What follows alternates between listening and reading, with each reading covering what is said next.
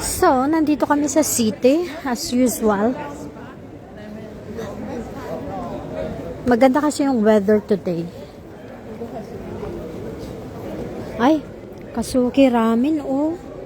Subukan natin to next time. Hindi ko to napansin kanina, ah.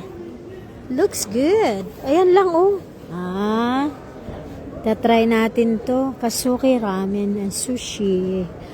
We're gonna try this next time, eh? No. We're gonna try this next time. Do you have a sushi? Huh? We're gonna try this. Yes. Baw, yes daw. Ayan, oh. Ang ganda. I just found that. I didn't know that. Okay. Yeah, next time we're gonna try that, okay? Kasi katatapos na namin kumain. It looks beautiful. Hey, lamig na. Diyos ko, manipis pa naman tong jacket ko. Uy, yung lamig-lamig na.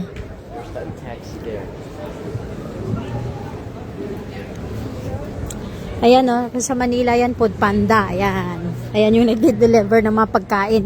Naka-bike lang yan sila. Pag nagde-deliver ng pagkain. Basta na, basta.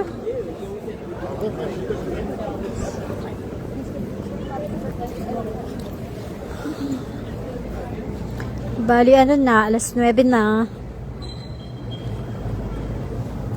Is your phone with you? Where's your telephone? Okay. My pocket.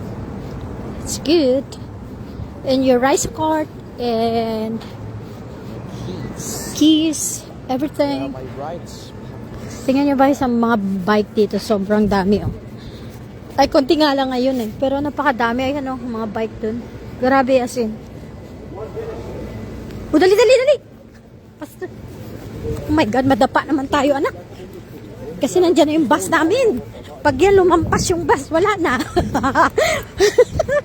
Hanggang Diyos ko, si Dudong ngayon natuwak mo. Naku, Dong, anak. Iniiwan niya ako. Hindi ako makatakbo ng maayos kasi baka madulas ako. Ayan. Dito pala ito sa city.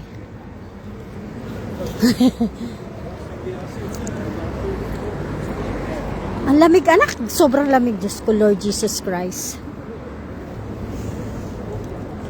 Ang lamig. Ang lamig. Nagdala si Dudong ng bag.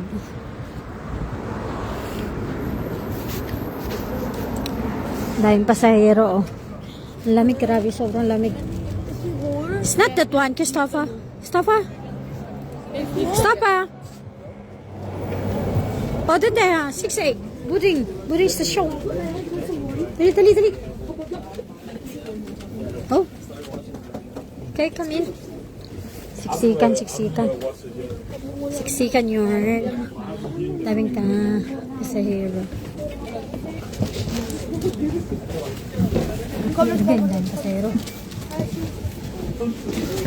Daming pasahero. Dali doon. Come.